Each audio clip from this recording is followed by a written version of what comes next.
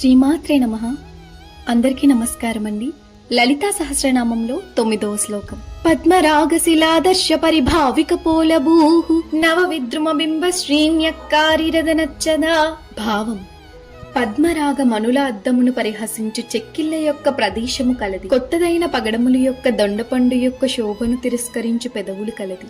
ఒక్క నిమిషం కళ్ళు మూసుకోండి. లలితామ్మ ముఖం మన ముందు ప్రకాశిస్తుంది. ఈ శ్లోకంలో అమ్మ ముఖ అందాన్ని వర్ణించారు. ఆమె కపులలు పద్మరాగం లాంటి కోమలమైన కెంపు వెలుగుతో కనిపిస్తున్నాయి. పెదవులు లేత దొండపండులా జీవంతో నిండినవి. ఈ శ్లోకం కేవలం అమ్మ ముఖ అందం గురించి మాత్రమే కాదు. కోమలం అంటే ఎక్స్ప్రెషన్, పెదవులు అంటే మన మాటలు.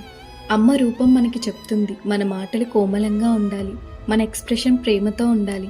మన మాటలు కూడా ఒకరిని హర్ట్ చేయకుండా హీలింగ్ అవ్వాలి. మన జీవితంలో కొన్ని ప్రాబ్లమ్స్ మన హార్ష్ వర్డ్స్ వల్ల వస్తాయి. మనం కొంచెం సాఫ్ట్గా మాట్లాడితే చాలా మిస్అండర్స్టాండింగ్స్ అవాయిడ్ అవుతాయి. లలితామ్మలాగా మనం కూడా మన స్మైల్తో, మన జెంటిల్ వర్డ్స్తో ఇంట్లో శాంతి క్రియేట్ చేయాలి. సైకాలజీలో కూడా చెప్తారు కదా, ఒక స్మైల్ స్ట్రెస్ హార్మోన్స్ని తగ్గించగలదని. అదేవిధంగా మన జెంటిల్ వర్డ్స్ రిలేషన్షిప్ని ఇంకా స్ట్రాంగ్ చేస్తాయి. అమ్మ రూపంలో ఉన్న ఆ కోమలత మన జీవితంలో కూడా రావాలి. ఈరోజు మనం ఒక వ్యక్తితో ఇంటెన్షనల్లీ సాఫ్ట్గా మాట్లాడడానికి ట్రై చేద్దాం. లలితామ్మ మన మాటలకు మధురతని, మన హృదయానికి కోమలతని ఇవ్వాలని కోరుకుంటున్నాను. శ్రీమాత్రే నమః.